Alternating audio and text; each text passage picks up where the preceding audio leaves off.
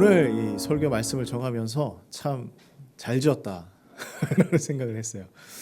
나의 삶에 시험이 찾아올 때, 나의 삶에 유혹이 찾아올 때 우리는 어떻게 해야 될까? 사랑하는 성도님들, 오늘은 우리가 누가복음 4장 1절에서 13절 말씀을 함께 나눌 건데, 우리에게 시험과 유혹이 찾아왔을 때 우리는 이것을 어떻게 이겨내야 할까? 한번 우리 말씀을 통해서 나눠보길 원합니다. 오늘 말씀에 우리가 들어가기 전에 성경 본문에 기록되어 있는, 오늘 성경 본문에 기록되어 있는 이 시험이라는 이 헬라어 단어는 두 가지 의미를 가지고 있어요. 페이라조라고 하는데 두 가지 의미가 무엇이냐면, 하나는 유혹이고 하나는 시련입니다. 근데 오늘 이 본문에 나오는 이 단어의 뜻은 유혹에 가까워요. 유혹에 가깝다. 우리가 참 유혹을 많이 받고 있죠. 그죠? 세상을 살아가면서 유혹이 우리의 삶의 곳곳에 도사리고 있습니다. 그러면 우리는 이것을 어떻게 해야 될까? 자, 그러면 유혹이란 뜻은 무엇입니까?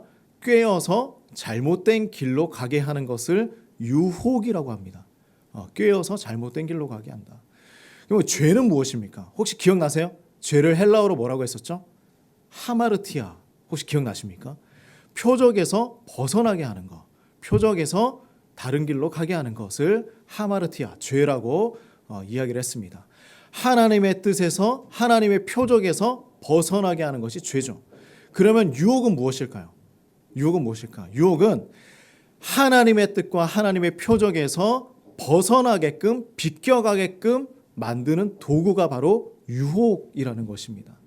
그래서 우리가 유혹을 받게 되면 하나님의 뜻과 하나님의 관역에서 벗어나게 되는 것이죠. 자, 그렇다면 우리가 이 유혹이 어떻게 해야 될까? 유혹을 받지 않으려면 어떻게 해야 될까? 유혹을 받지 않으려면 어떻게 해야 될까? 거꾸로 하나님의 뜻에 맞추어서 살아가면 되겠죠. 그죠? 하나님의 표적에 맞추어서 살아가면 됩니다. 자, 그러면 우리가 이 뜻을 알고 말씀에 집중하면 더 깊이 이해할 수가 있습니다. 자, 오늘 말씀은 예수님께서 사역을 시작하시기 전에 있었던 아주 중요한 사건 중에 하나입니다. 우리가 저번 주 말씀을 보면요, 예수님이 가장 먼저 어떤 일을 하셨죠? 요단 강가에 가서 세례 요한 앞으로 가서 뭘 받으셨죠? 세례를 받으셨죠. 세례를 받으십니다. 세례를 받고 기도하셨더니 어떤 역사가 일어났죠? 하늘 문이 열리고, 그죠? 그 비둘기 같은 성령이 예수님에게 임하고, 또 하늘에서 하나님의 음성이 들렸습니다. 하나님의 음성이 뭐였죠? 내 사랑하는 아들이다. 내가 너를 기뻐한다 라고 말씀을 하셨죠. 자, 그런데 이 모든 사건의 오늘 시작이 이렇게 됩니다. 오늘 중심되는 맥락이 하나가 있는데요, 이 종교개혁자이며 개혁주의의 신학자인 칼빈이 이런 이야기를 했습니다. 어떤 말을 하냐면, 같이 한번 볼까요? 성경은 하나님이 우리에게 주신 지도고 그것을 따르지 않으면 영원한 행복을 잃게 될 것입니다 라고 이야기를 합니다. 성경은 우리가 살아갈 수 있는 지도입니다. 그런데 오늘 예수님께서 어떻게 성경의 말씀을 지도로 사용하시는지 그것을 우리가 살펴보고자 하는 것입니다. 자, 오늘 이렇게 말씀을 시작을 합니다. 우리 1절 말씀을 같이 한번 읽어보겠습니다. 자, 시작. 예수께서 성령의 충만함을 입어 요단강에서 돌아오사 광야에서 40일 동안 성령에게 이끌리시며. 예수님은 광야로 가셨어요. 어떻게 가셨습니까? 성령의 충만함을 입어서 가셨습니다. 어떻게 이끌리셨습니까? 성령에 이끌려 가신 것입니다. 예수님은 성령의 인도하심을 받으셨어요. 그리고 광야로 이끌어간 것도 성령의 이끌림으로 가신 것입니다. 그리고 그곳에서 예수님은 특별한 시련, 특별한 유혹을 받으십니다. 여기에서 성령에 이끌렸다라는 부분을 우리가 잘 기억해 놓고 나중에 다시 한번 살펴보겠습니다. 광야에서 40일을 금식하시죠. 40일 동안 성령에 이끌려 보내셨습니다. 광야에서 40일을 살아가는 사람들이 있을까요? 우리 성도님들 캠핑 좋아하십니까? 캠핑 좋아하십니까? 캠핑을 하루만 해보더라도 그것이 얼마나 힘들고 어려운 일인지 우리는 잘 알 수 있을 것입니다. 그러나 광야에서 아무것도 없는 상태에서 40일을 그렇게 살아가야 한다. 금식하면서 기도하면서 보내셨다. 자, 예수님은 지금 어떤 상황이었을까요? 우리 2절 말씀을 같이 한번 읽어보겠습니다. 자, 시작. 마귀에게 시험을 받으시더라. 이 모든 날에 아무것도 잡수시지 아니하시니 날수가 다함에 줄이신지라. 예수님은 이 기간 동안 굶주리셨다. 그죠? 배가 고프셨다. 그리고 갈증도 느끼셨을 거예요. 그리고 육체적으로 가장 나약한 상태로 놓여져 있었을 것입니다. 자, 그런데 여기에 이 모든 상황이 끝이 나는 이 시점에 누가 나타납니까? 마귀에게 시험을 받으시더라. 사단이 나타난 거예요. 예수님을 시험하기 시작합니다. 어떤 시험이었을까요? 어떤 유혹이었을까요? 자, 우리 하나씩 살펴보도록 하겠습니다. 사단은 어떤 시험을 했을까? 그 첫 번째는 바로 이런 시험이었어요. 물질에 대한 시험이었습니다. 물질에 대한 시험. 3절 말씀을 같이 한번 읽겠습니다. 자, 시작. 마귀가 이르되 내가 만일 하나님의 아들이어든 이 돌들에게 명하여 떡이 되게 하라. 돌이 떡이 되게 하라. 돌이 떡이 되게 하라. 네. 할 수 있을까요? 없을까요? 당연히 할 수 있으시죠. 사단은 예수님의 굶주림을 이용했습니다. 네, 사단은 예수님의 굶주림을 지금 이용하고 있습니다. 그리고 시험합니다. 사단은 얘기하죠. 내가 하나님의 아들이라면 이 돌들을 떡으로 만들어 봐라. 자, 보세요. 사단은 정말 교묘하다는 것을 우리는 알 수 있어요. 예수님의 배고픔을 이용합니다. 이것은 무슨 얘기냐면 예수님의 인성을 공격하고 있는 거예요. 예수님은 사람이시죠. 그죠? 사람이십니다. 이것을 공격하고 있어요. 그리고 두 번째는 예수님의 정체성을 공격하고 있는 것입니다. 하나님의 아들이라면이라고 이야기하고 있어요. 하나님의 아들이라면 말이 되는 이야기일까요? 사단은요, 하나님의 아들이라는 것을 모르고 있는 상황일까요? 당연히 알고 있죠. 그죠? 세상을 다스리고 지배하고 사람들을 넘어뜨리는 그 사단이 예수님이 하나님의 아들이라는 사실을 모르고 있었을까요? 당연히 알고 있었죠. 그런데 이렇게 얘기하는 거예요. 하나님의 아들이라면 교묘하게 신경을 긁고 있습니다. 사단은 예수님의 신성을 지금 공격하고 있는 것입니다. 그죠? 예수님의 인성과 예수님의 신성을 이용하여 공격하고 있는 것이죠. 우리가 잘 알듯이 예수님은 하나님의 아들이시며 동시에 누구입니까? 사람이에요. 이 모든 것을 가지고 계신 분입니다. 이 부분을 사단은 이용하는 거예요. 자, 사단은 그래서 이렇게 우리를 공격하고 시험하고 유혹해서 넘어지게 하는 것이 사단의 일입니다. 가장 기본적인 것부터 공격을 하기 시작합니다. 의식주예요. 먹고 자고 입는 것을 공격하는 거예요. 우리가 먹는 것 없으면 마음이 어떻습니까? 예민하신 분들 있죠? 먹는 거 잘 못 먹으면 예민해지는 사람들이 있습니다. 저도 잘 못 먹으면 예민해집니다. 신경이 이렇게 곤두설 때가 있어요. 잘 먹어야 됩니다. 그죠? 이런 것으로 우리가 넘어질 때가 있는 것이죠. 먹는 것, 자는 것, 입는 것 중요한 부분입니다. 그리고 정체성을 또 공격하죠. 내가 누구인지 고민하게 만드는 거예요. 내가 누구인지 고민하게 만듭니다. 이게 무슨 얘기냐면 우리는 누구예요? 그리스도인이죠. 그죠?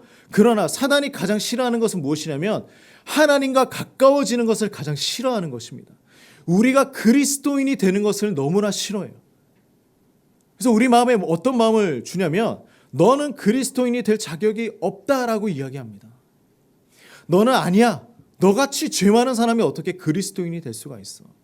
어떻게 예수님의 제자로 살아갈 수가 있어? 이렇게 정죄하는 거예요. 우리의 정체성을 잊도록 만드는 것이 바로 사단의 역할입니다. 내가 그것을 가끔씩 잊어버리고 살아가는 거예요.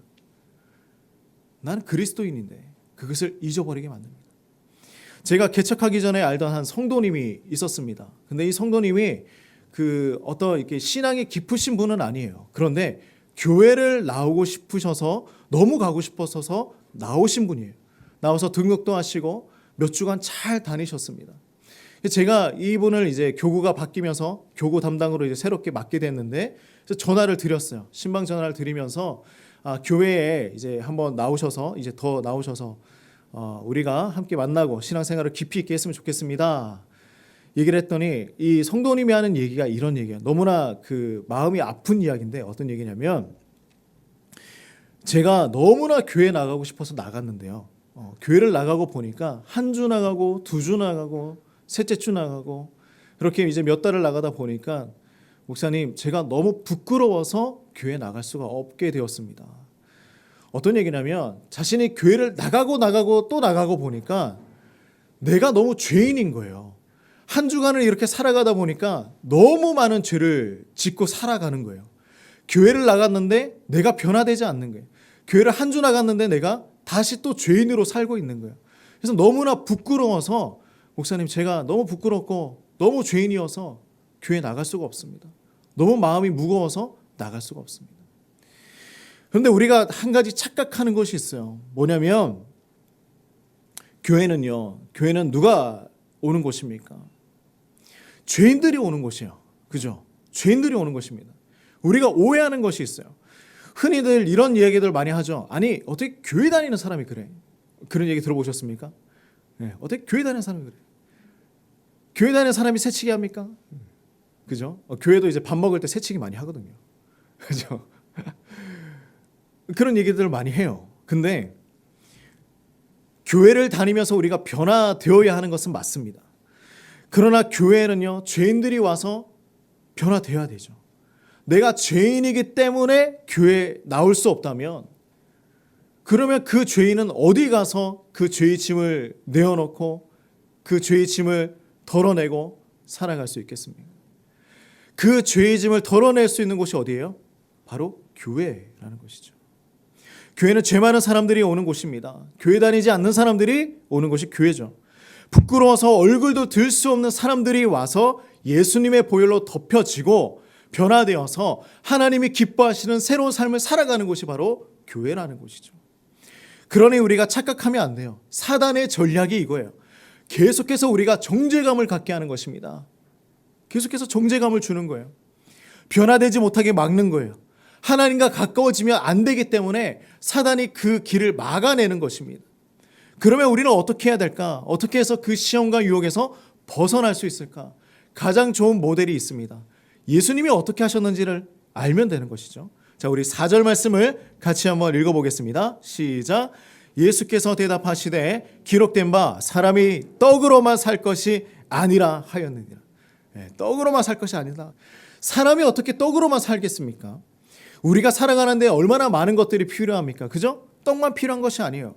그 중에 가장 중요한 것이 무엇이냐? 마태복음 4장 4절 말씀을 보면요, 예수님이 이 부분에 대해서 정확하게 말씀하고 있습니다. 신명기 8장 4절 말씀을 인용하여서 예수님이 사단에게 이야기하죠. 뭐라고 하냐면 하나님의 입으로 나오는 모든 말씀으로 살 것이다 라고 이야기하고 있습니다. 뭐로 살아가냐면 떡으로 살아가는 것이 아니라, 떡도 필요하지만 하나님의 입으로 나오는 모든 말씀으로 살아가는 것, 하나님의 말씀으로 살아가는 것이 우리의 중심이다라고 이야기하고 있는 것입니다. 이렇게 예수님은 사단의 유혹을 이겨내는 거예요. 말씀으로 이겨냅니다. 한 어머니가 아들에게 선물을 줬어요. 그 선물에는 뭐가 담겨 있었냐면 한 석판이 담겨 있습니다. 근데 그 석판에는 뭐라고 기록이 되어 있냐면 하나님께 항상 감사하라라는 글이 적혀 있어요. 근데 이제 어느 날 이 아들이 너무나 이렇게 소중하게 잘 간직하다가 밖에 나가서 놀고 집으로 돌아왔는데 이 석판이 바닥에 떨어져서 깨어져 있는 거예요.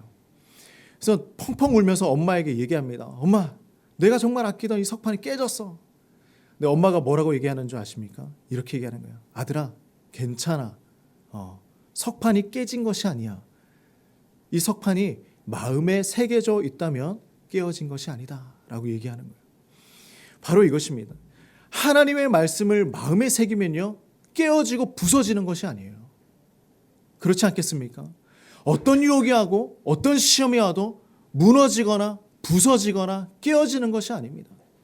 하나님의 말씀이 내 마음에 새겨져 있으면 가능한 일이죠. 하나님의 말씀이 삶의 기초가 되는 것입니다. 우리의 삶에서도 물질적인 것에 우리가 집착하면서 살아갈 수 있어요. 돈, 직장, 집, 먹는 것, 이 모든 것들이 중요하지만 우리에게 이것들이 전부가 아니라는 것을 기억해야 합니다. 하나님의 말씀이 우리의 삶의 기초가 되어야 한다. 이것이 우리의 나침반이 되어야 한다라는 것이죠. 자, 그 사단은 예수님을 이렇게 또 시험합니다. 두 번째 시험은 이거예요. 뭐냐면 권력과 영광에 대한 시험입니다. 자, 우리 5절에서 7절 말씀을 같이 한번 읽어보겠습니다. 자, 시작. 마귀가 또 예수를 이끌고 올라가서 순식간에 천하만국을 보이며 이르되 이 모든 권위와 그 영광을 내게 주리라. 이것은 내게 넘겨준 것이므로 내가 원하는 자에게 주노라. 그러므로 내가 만일 내게 절하면 다 내 것이 되리라. 사단도 참 대단해요. 너무 좋은 조건 아닙니까? 내가 절 한 번만 하면 세상의 모든 것 다 주겠다. 혹하지 않습니까? 사단의 유혹은 어떤 죄를 지금 범하게 하고 있는 거예요? 구약 성경을 보면 하나님께서 날마다 이야기하는 것이 있어요. 이스라엘 백성들에게 날마다 강조하는 것이 있었습니다. 십계명 제1계명이 뭐예요? 너는 나 외에 다른 신을 내게 두지 말라는 것이죠. 그죠? 두 번째 계명은 무엇입니까? 우상을 만들지도 말고 절하지도 말고 섬기지도 말아라 라고 이야기하는 것이 바로 그 두 번째 계명이죠. 그러니 하나님께서 뭐라고 하시냐면 나는 이어서 출애굽기 말씀을 보면 나는 질투하는 하나님이다. 질투하는 하나님이다. 우상 숭배하지 말아라. 다른 신 섬기지 말아라. 분명하게 말씀하십니다. 그리고 더 나아가서 나를 사랑하고 내 계명을 지키는 너에게 어떻게 하시느냐? 천대까지 은혜를 베풀겠다라고 하나님께서 약속을 하신 거예요. 이 하나님의 말씀 앞에서 우상 숭배 생각할 수 있겠습니까? 그래서 예수님은 구약 성경 신명기 6장 13절 말씀을 인용하여서 사단에게 분명하게 얘기합니다. 자, 우리 오늘 8절 말씀인데요. 같이 한번 읽어볼까요? 자, 시작. 예수께서 대답하여 이르시되 기록된 바, 그죠? 기록된 바입니다. 어떻게 합니까? 주 너의 하나님께 경배하고 다만 그를 섬기라. 그죠? 하나님의 말씀으로 이야기합니다. 우리의 삶에서도 권력과 영광의 눈이 멀 때가 있어요. 누가 높은 곳에 올라가고 싶지 않겠습니까? 그죠? 우리는 언제나 높은 곳에 올라가고자 최선을 다하고 있습니다. 근데 이것은 일반 성도들 뿐만이 아니라 목회자들도 그래요. 한번 생각을 해보십시오. 몇천 명, 몇만 명 되는 교회에 청빙이 옵니다. 여기에는 수많은 목회자들이 엄청나게 이력서를 넣어요. 시골 교회입니다. 시골 교회가 있어요. 한 10명, 30명 정도 됩니다. 근데 그 어떤 사람도 여기에 이력서를 넣지 않습니다. 만약에 이 두 곳에 모두 다 갈 수 있는 기회가 있다면 어느 곳을 선택할까요? 저는 어느 곳을 선택할까요? 저는 개척하겠죠? 그렇죠? 어느 곳을 선택할 수 있겠습니까? 저는 여기에서 대형교회만 쫓아가는 것은 좋지 않다는 이야기를 하는 거 아니에요. 성도님들도 대형교회를 가겠습니까? 아니면 개척교회를 가겠습니까? 네. 어떨 것 같습니까? 저는 여기에서 어느 것이 좋다, 나쁘다라는 이야기를 하는 것이 아닙니다. 무엇을 선택하든 이 모든 것들이 우상이 될 수 있다는 이야기예요. 이해되십니까? 내가 대형교회를 선택한 이유가 우상이 될 수가 있는 거예요. 그곳의 시스템, 그곳에 많은 성도, 환경적인 편안함, 재정의 풍부함, 이 모든 것들이 우상이 될 수가 있는 것이죠. 그리고 또 한편으로는 개척교회도 마찬가지예요. 나는 개척교회를 섬기는 성도야. 다 대형교회를 가지만 나는 이렇게 훌륭하게 개척교회로 와서 섬기고 있어. 나 대단하지. 이 마음 자체가 우상이 될 수가 있다는 것이죠. 사단은 우리가 착각하게 만들어요. 하나를 선택하면요, 다른 하나는 나쁘다고 생각하게 하는 거예요. 내가 또 좋은 것을 선택하면, 나쁜 것을 버리고 좋은 것을 선택하면 그래 나는 잘했어 라고 착각하게 만드는 것입니다. 그러나 이 모든 것이 우상이 될 수가 있어요. 다시 말해서 우상 숭배는 무엇이냐면 그저 눈에 보이는 사람이 만들어 놓은 형상에 절하는 것이 우상 숭배가 아니에요. 우리가 생각하는 것, 우리가 우선시하는 것, 이 모든 것들이 우상이 될 수가 있습니다. 우리가 살아가는 환경이 우상이 될 수도 있고요. 우리가 살아가고 있는 문화가 우상이 될 수도 있습니다. 내가 더 가치를 두고 있는 것이 우상이에요. 하나님 이외에 가치를 두는 것, 그 모든 것들이 우상이라는 것이죠. 그러면 어떤 것만 우상이 되지 않겠습니까?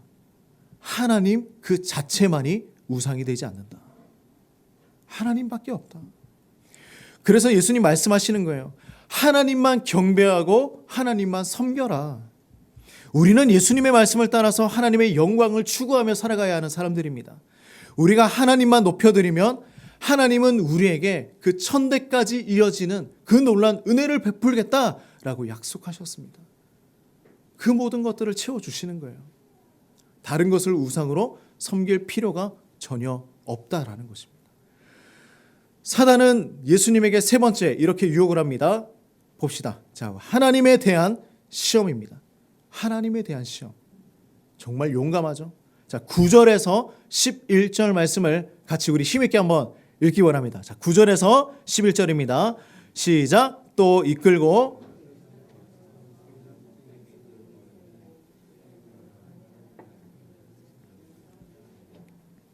기록되었으되 하나님이 너를 위하여 그 사자들을 명하사 너를 지키게 하시리라 하였고 또한 그들이 손으로 너를 받들어 내 발이 돌에 부딪히지 않게 하시리라 하였느니라. 사단은 무슨 번지 점프도 아니고 높은 곳에서 뛰어내리라고 이야기를 하고 있어요. 저도 소원이 번지 점프 한번 해보는 것이 있는데 참 사단은 용감합니다. 예수님 보고 뛰어내려봐라. 조건이 무엇입니까? 내가 만일 하나님의 아들이거든, 하나님의 아들이거든, 뛰어봐라. 그러면 하나님께서 천사들을 보내어서 너를 지켜주시지 않겠느냐 유혹을 하고 있습니다. 이것은 무슨 시험일까요? 사단도 정말 대단해요. 지금 누굴 시험하고 있는 거예요? 하나님을 시험하고 있는 것입니다. 하나님이 그렇게 하겠느냐 안 하겠느냐 이 얘기예요. 그죠? 우리도 그런 고민들 많이 하지 않겠습니까? 예수님의 대답을 봅시다. 신명기 6장 16절 말씀을 인용하여서 사단에게 이야기합니다. 자, 12절 말씀이에요. 같이 읽겠습니다. 시작. 예수께서 대답하여 이르시되 주 너의 하나님을 시험하지 말라 하였느니라. 주 너의 하나님을 시험하지 말아라. 다시 한번 예수님은 말씀으로 승리하시죠. 예수님에게는요, 하나님의 말씀이 모든 인생의 중심이었고 그 길이었습니다. 등대였습니다. 우리 시편 119편 105절 말씀을 같이 한번 읽어보겠습니다. 자, 시작. 주의 말씀은 내 발의 등이요 내 길의 빛이니이다. 우리가 이 말씀 기억했으면 좋겠어요. 주의 말씀은 내 발의 등이고 내 길의 빛이다. 그죠? 하나님의 말씀이 우리의 삶의 길준이 되어야 합니다. 그러므로 그 말씀을 주시는 하나님은요, 시험의 대상이 아니라는 거예요. 하나님은 시험하는 분이 아닙니다. 우리가 하나님을 시험해서는 안 돼요. 하나님은 시험의 대상이 아니라 하나님은 신뢰의 대상입니다. 믿음의 대상이에요. 우리가 시험하는 것이 아니라 믿고 살아가는 것입니다. 믿고 살아가는 것. 우리의 삶에서도 어려움이나 시련이 닥치면 우리도 하나님을 시험하려고 해요. 하나님을 의심하려고 합니다. 그러나 우리는 예수님처럼 믿음으로 나아가야 합니다. 신뢰하는 것. 우리는 하나님을 시험하면 안 돼요. 믿음으로 살아가야 합니다. 그렇다면 이 믿음은 우리가 어떻게 지켜나가야 할까? 어떻게 지켜나가야 할까? 중세 기독교 신학자, 철학자인 어거스틴은 이런 이야기를 합니다. 우리 같이 한번 읽어볼까요? 같이 한번 읽어봅시다. 성경을 통해 하나님께서 우리에게 말씀하시고 기도를 통해 우리가 하나님께 말하는 것이다. 우리는 하나님의 말씀에 귀를 기울이는 거예요. 그리고 그 말씀을 가지고 하나님께 기도하며 살아가는 것입니다. 그렇게 믿음을 지켜나가는 거예요. 이렇게 살아갈 때에 우리의 삶에 어떤 일이 일어나는가? 자, 우리 13절 말씀 같이 한번 읽어보겠습니다. 시작. 마귀가 모든 시험을 다한 후에 얼마 동안 떠나니라. 아멘. 아무리 많은 시험이 있었지만 떠나게 되어 있다. 말씀으로 이겨내면 떠나게 되어 있다. 예수님은 사단의 모든 유혹을 이기고 승리하였습니다. 이것은 예수님의 믿음과 순종과 지혜로운 말씀으로 인해서 승리하신 것입니다. 이것은 우리에게 중요한 메시지를 전해주죠. 그러나 이 마지막 말씀에 보면 13절 말씀에 보면 복선이 하나 있어요. 뭐라고 하고 있습니까? 완전히 마귀가 떠나더라가 아닙니다. 얼마 동안 떠나더라. 얼마 동안 떠나더라. 언제든 우리를 넘어뜨리기 위해서 기회를 엿보고 있다라는 거예요. 언제든 우리를 넘어뜨릴 수 있다. 예수님은 말씀으로 이겼지만 너희 그리스도인들은 내가 좌지우지할 수 있겠다. 언제든 넘어뜨릴 수 있겠다. 처음에 제가 그러면 기억하라는 구절 생각나십니까? 우리는 그러면 어떻게 살아가야 할까요? 예수님께서 광야에서 40일을 살아가시면서 누구에게 이끌림 받으며 살아가셨습니까? 우리 1절 말씀을 다시 한번 읽어봅시다. 자, 시작. 예수께서 성령의 충만함을 입어 요단강에서 돌아오사 광야에서 40일 동안 성령에게 이끌리시며. 40일 동안 어떻게 살아가셨느냐? 성령에 이끌리시며 살아가셨습니다.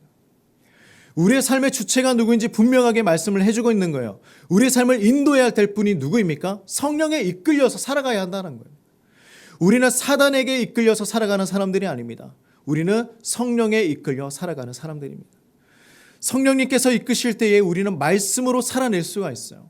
성령님께서 우리를 이끄실 때 우리는 하나님만 섬기며 살아갈 수가 있는 것입니다. 우리는 예수님의 이 승리를 통해서 무엇을 배웠습니까? 우리도 세상의 유혹 앞에서, 세상의 그 도전 앞에서 분명하게 이 말씀 붙들고 말씀으로 살아갈 때에, 말씀을 내 가슴팍에 새기며 살아갈 때에 우리도 예수님처럼 승리할 수 있겠구나. 그것을 가르쳐 주는 것이죠. 우리 혹시 물질적인 유혹이 있으십니까? 아니면 권력과 영광에 대한 유혹이 있으십니까? 아니면 하나님을 시험하고자 하는 마음이 있으십니까? 하나님이 해주나 안 해주나? 우리 모두 말씀으로 살아가고 오직 하나님만 섬기고 오직 하나님만 신뢰하며 승리하며 살아가는 우리 모든 성도님들 되시기를 주님의 이름으로 축복합니다. 우리가 이 말씀 기억하면서 우리 함께 기도하며 나아갑시다.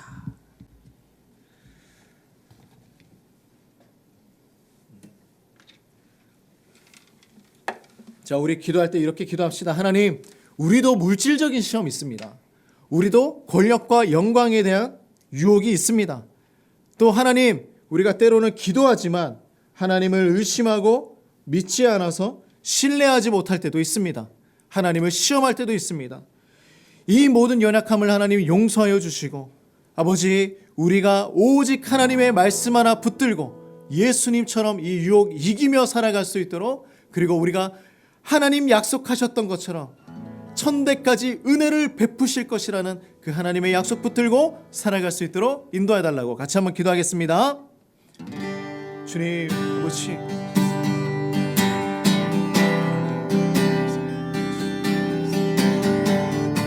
하나님 아버지, 나의 삶이 얼마나 날마다 그 유혹 가운데서 넘어지고 쓰러지고 무너져서 하나님, 우리가 살아가는 그 모든 것들이 깨어지고 부서지는 것처럼 느끼며 살아갈 때가 있습니다. 아버지, 하지만 오늘 우리가 주님 말씀 배웠습니다. 오직 말씀으로, 하나님 떡으로만 사는 것이 아니고 하나님 말씀으로 살아가는, 우리가 하나님을 시험하는 것이, 하나님을 신뢰하며 살아가는 것이, 아버지, 주님, 우리 성도님들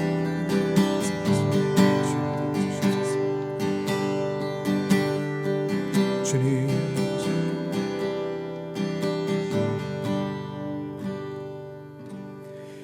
하나님, 우리 사랑하는 성도님들, 때로는 물질적인 유혹에 넘어질 때가 있습니다. 때로는 권력과 영광에 넘어질 때가 있습니다. 때로는 하나님을 신뢰하지 못하고 하나님을 시험할 때도 있습니다. 하나님, 우리의 모든 죄를 용서하여 주시옵소서. 오직 우리가 말씀으로 살아가며 말씀으로 하나님만 섬기며 말씀으로 하나님만을 신뢰하며 살아가는 하나님의 복된, 하나님의 축복된 성도들이 될 수 있도록 하나님 함께하여 주시옵소서. 예수님의 이름으로 기도드립니다. 아멘. 우리 함께 자리에서 일어나셔서 하나님을 찬양하며 나아갑시다. 나의 소망 되신 주를 바라봅니다. 주를 바라봅니다. 다시 오실 나의 왕, 다시 오실 나의 왕 예수,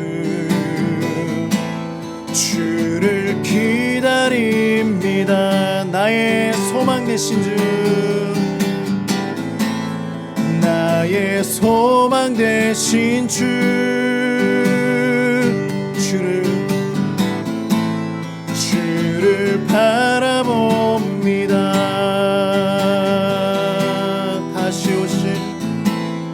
다시 오실 나의 왕 예수, 주를 기다립니다. 밤이나 낮이나 밤이나 낮이나 어제나 오늘도 영원히 주만 찬양해.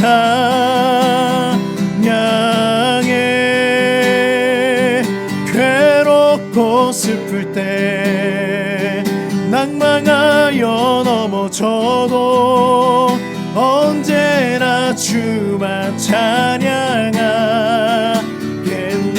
밤이나 낮이나 밤이나 낮이나 어제나 오늘도 영원히 주만 찬양해.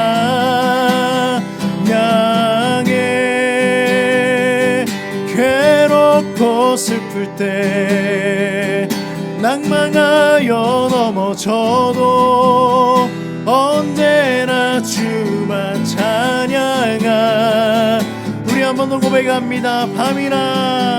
밤이나 낮이나 어제나 오늘도 영원히 주만 찬양해.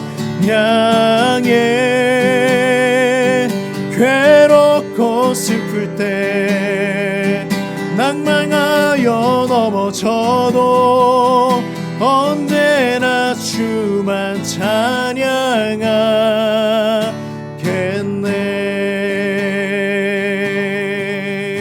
밤이나 낮이나 우리를 이끄시 하나님께 우리 영광의 박수를 올려드립니다. 아멘. 이제는 예수 그리스도의 은혜와 하나님의 무한하신 사랑과 성령의 교통하심이 오직 말씀으로 살아가며 오직 하나님만 섬기며 오직 하나님을 신뢰하며 살아가길 소망하는 우리 모든 성도님들의 인생 가운데에 이제로부터 영원토록 함께 하시기를 축원하옵나이다. 아멘.